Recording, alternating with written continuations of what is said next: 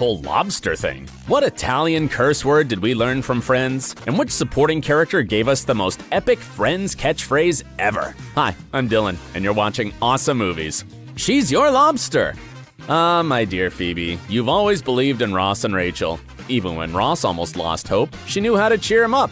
Come on, you guys, it's a known fact that lobsters fall in love and mate for life. Aw, isn't that romantic? "You're my lobster" is the best way to tell someone how much you care about them. So it's no wonder that this phrase is everywhere, from greeting cards to t-shirts and mugs. But it turns out that it's actually wrong. Yeah, Phoebe lied to us. Lobsters don't mate for life. They just do the deed and part ways. It suddenly seems like everything we learned about love from Friends is wrong. And yet, some animals do bond with their partner for life. For example, gray wolves, macaroni penguins, and bald eagles are monogamous. But I understand that the phrase, "she's your bald eagle," sounds way less catchy than "she's your lobster," so I guess we can forgive Phoebe. Joey doesn't share food!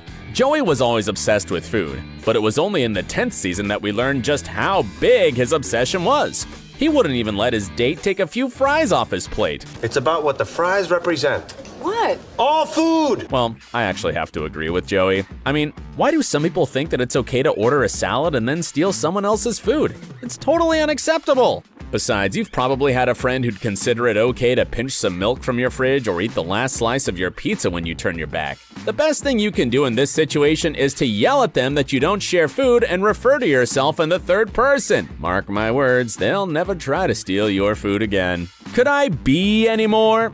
Every single thing Chandler says is funny, and you can't argue with that. But this particular phrase is iconic. Okay, I don't sound like that. That is so not true. Yes, it is true. He'd continually emphasize a random word in a sentence, and his friends would mock him for it. And it wasn't just the gang. Even Richard did it once. Could that shot be any prettier? So it's natural that many fans borrowed Chandler's catchphrase for their everyday life. But if you decide to use it too, be warned. You might get addicted to it. After all, could it be any more catchy? Friend zone. We all know what it is now, but few people are aware that it's thanks to Friends that we use this phrase. It's not that Joey came up with the term, but he definitely made it famous. The friend zone.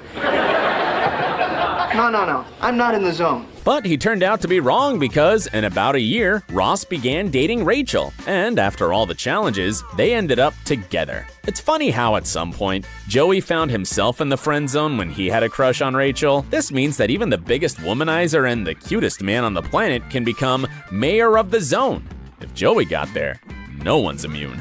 Smelly Cat. I think you'll agree that it's the best song Phoebe ever wrote. Don't feel bad, because it's a hard song. Did you know that the episode with Stephanie, the professional singer, was literally the beginning of Smelly Cat? Musician Chrissy Hind, who played Stephanie, helped Lisa Kudrow and the Friends writers create the tune. Initially, the song was supposed to be a one-time thing, but everyone liked it so much that it became one of the most popular running gags in the show and an integral part of Phoebe's character. And even after the show was over, Smelly Cat remained a hit, and I'd be lying if I told you that I don't sing it when my friends and I get together. Do you? Share in the comments below if you like singing it too. Pivot!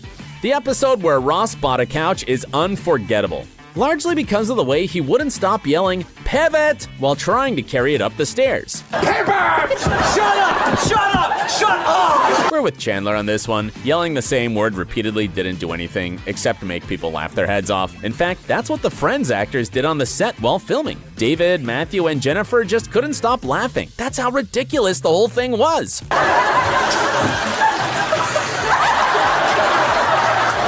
And now, if you tell me that you don't yell "pivot" at least once when you're maneuvering a piece of furniture, I won't even believe you.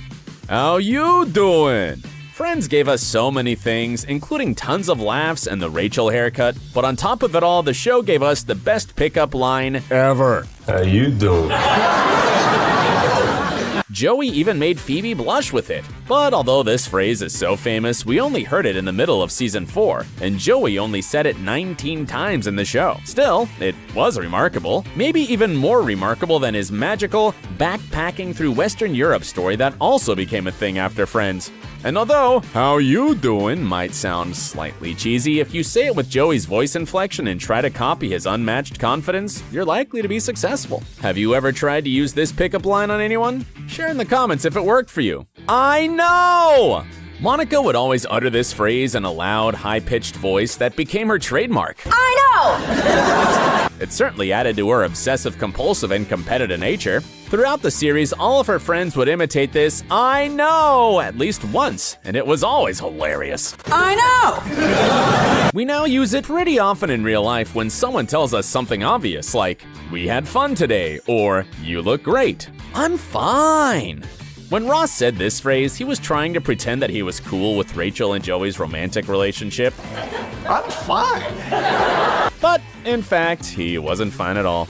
None of us were fine, to be honest. Even Matt LeBlanc and Jennifer Aniston hated the storyline about Rachel and Joey dating. But let's get back to this iconic phrase that we tend to use when we want to assure others that we're fine, but we are definitely not fine. And yet, even if you want to copy Ross on this one, please don't go all the way. What I mean is, don't burn your hands on hot plates with fajitas, get drunk, and dance to the Chicago soundtrack on the table. Please, just don't. That is brand new information! Phoebe said this when Ross thought that he broke the news about Rachel being pregnant with his child. That is brand new information! But everyone already knew about it, so Phoebe and Joey had to pretend that they were utterly surprised. Just like Phoebe, we tend to say, "This is brand new information" when someone tells us something we're not supposed to know. Or, well, when something is totally obvious. Like when someone says that they got a nose job and you remember that they used to have a huge schnozzle and you can just go, "That is brand new information." Sure, it usually sounds fake, but that's the beauty of this phrase, isn't it? It's a moo point. Sure, he said it wrong, and the phrase should be a moot point. But even if Joey mispronounced it, it doesn't make him less right. It's like a cow's opinion. It just doesn't matter. The way Joey explains his take on the phrase, can you tell me that it doesn't make sense? His logic is unbeatable. And I can totally tell you that in real life, you can use this phrase in an argument you can't win. Like when you argue with your friends about who's the best superhero or which TV show is better, you'll end the dispute extremely quickly by saying that what your opponent is saying is a moo point. After all, you'll confuse them completely. As a result, no one will want to argue with you anymore, and you'll win by default. Unagi. According to Ross, it's a state of total awareness. Only by achieving true unagi can you be prepared for any danger that may befall you, he said to Phoebe and Rachel. He repeatedly tried to attack them, wanting to prove that they don't have unagi, but nothing worked. Well, first of all, it probably didn't work because unagi isn't a concept from karate. Ah, salmon skin roll. It's just a freshwater eel. But you can still use it to teach your friends to be more aware, just like Ross did, or just utter it only when you order sushi. But whenever you pronounce unagi, be sure to make this finger to your head move. Without it, this whole thing is just, well, a moo point. Vafanapoli. When Chandler stole Joey's girlfriend in season 4, Joey was obviously mad at him. And when he saw his friend with an ex, he said an Italian phrase that became memorable for all Friends fans. Vafanapoli, huh? And then Rachel repeated it too when she was mad at Ross. But let's figure out what this phrase means and how we can use it in real life. Well, we know for a fact that it's a curse phrase. It literally translates from Italian as go to Naples, and it means go to hell. Yeah, that's how much Italians like Naples. So if you want to tell someone to shove it and don't want your mom to know you're cussing, just ask them to go to Naples in Italian. My eyes! Phoebe screamed this when she saw Monica and Chandler doing it. Oh, my eyes! My eyes! The whole scene was completely hilarious, especially when Phoebe and Rachel got Ross to jump around with them, happy that he got the ugly naked guy's apartment. Ross shrieking joyfully is one of the most amazing things in Friends, isn't it? Well, even though we don't adopt his squealing technique, we have been known to yell, "My eyes! My eyes!" just like Phoebe did. We do it every time we see something we never wanted to see and realize that we can't unsee it, and it'll remain with us forever. Like when we saw Miley Cyrus twerking or Katy Perry jumping onto a huge cake during her performance. Oh my God! How could we ever forget her?